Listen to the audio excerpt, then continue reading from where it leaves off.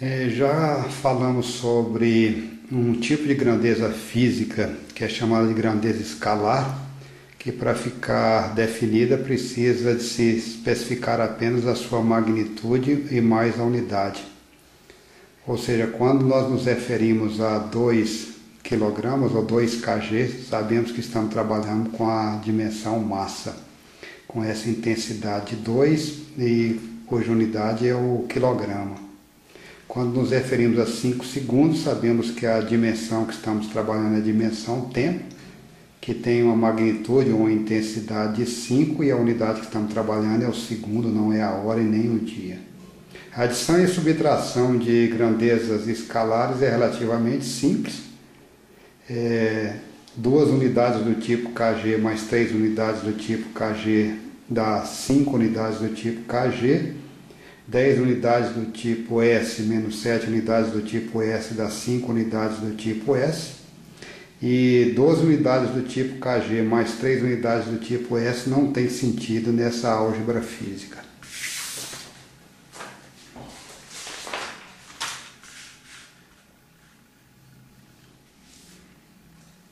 Bem, já o vetor é uma grandeza física um pouco mais complexa, que para sua definição precisa de se informar, além da sua intensidade ou seu módulo, da sua direção e também do seu sentido. Ou seja, são grandezas físicas do tipo direcionais.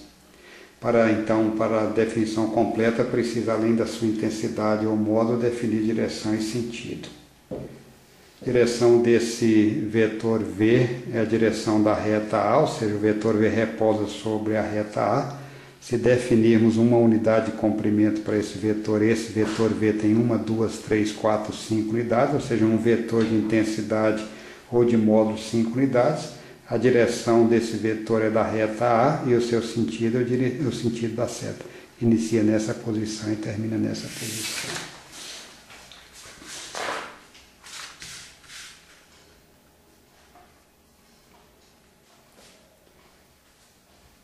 Os vetores podem ser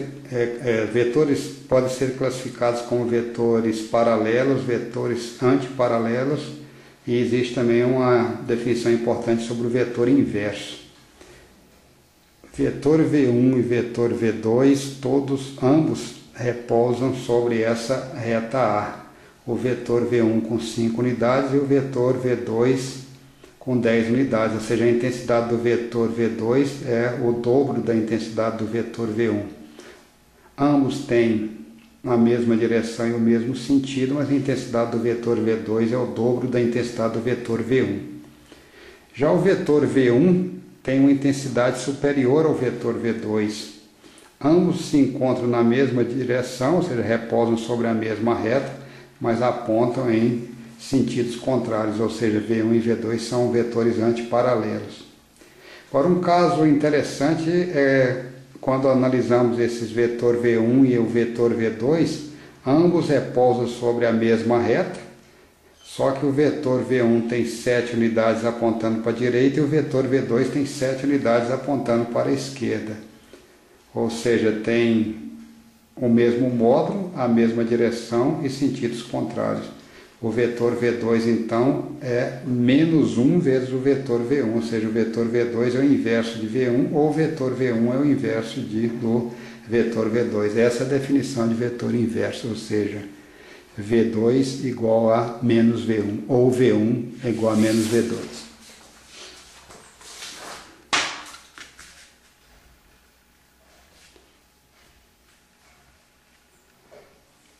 Bem, vetores paralelos ou vetores que repousarem sobre uma mesma linha reta, tem a sua operação de soma ou operação de subtração bastante simplificada, ou seja, opera como se fossem escalares. Tivermos o vetor V1, V2 e V3 repousando sobre a mesma reta, o vetor V1 com 7 unidades, vetor V2 com 5 unidades apontando para a esquerda, e o vetor V3 com 6 unidades, o vetor resultante dessa soma V1 mais V2 mais V3 vai ser 7 unidades para a direita, menos 5 unidades porque está para a esquerda, mais 6 unidades para a direita, dando um vetor resultante com 8 unidades para o lado direito, ou seja, o lado direito venceu da esquerda nesse caso.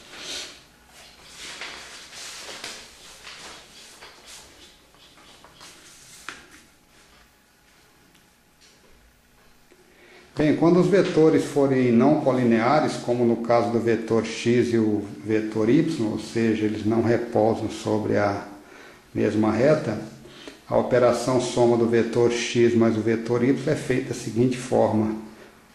Vamos manter as direções dos respectivos vetores x e y sempre, mas a extremidade do vetor x vai coincidir com o início do vetor y, ou seja, vamos colocar dessa forma, ou seja, um vetor seguido do outro, mantendo sempre o mesmo módulo, a mesma direção e o mesmo sentido de cada um dos vetores.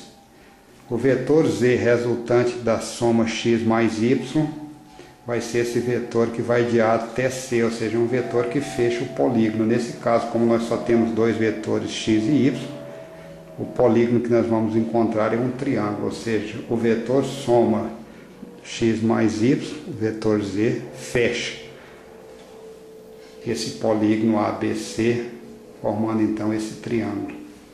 Num caso um pouquinho mais geral, se nós tivermos o vetor V1 mais V2 mais V3 mais V4 mais V5, o vetor resultante V6 fecha o polígono. Se tivesse só o vetor V1 mais V2, a soma deles está representada aqui. O vetor V2 com V3, a soma seria essa. Se tivermos a soma de todos eles, o vetor resultante fecha o polígono formado pelos vetores que vão de V1 até V5.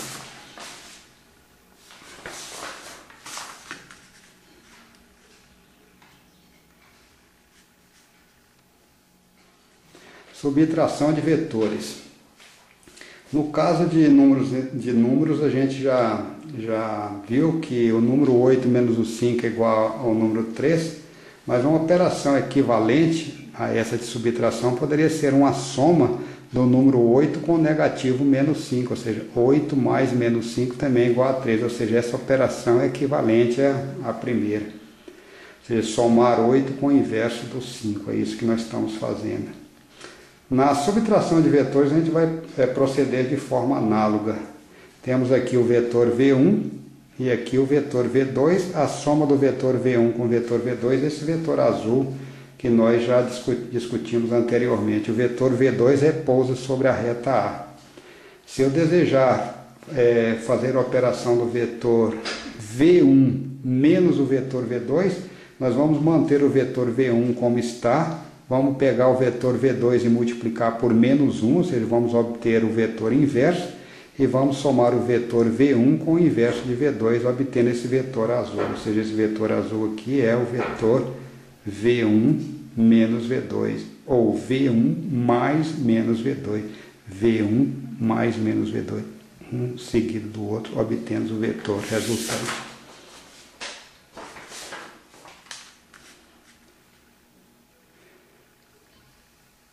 Uma pergunta que a gente poderia fazer é se a subtração de vetores é comutativa. A operação adição é, e vamos ver se a operação subtração também seria.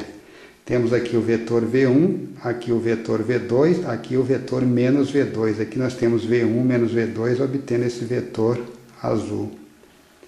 Aqui está o vetor V1, aqui está o vetor menos V1 e aqui está o vetor V2. Então, essa operação aqui seria o vetor V2 menos V1. V2 menos V1 deu esse vetor azul.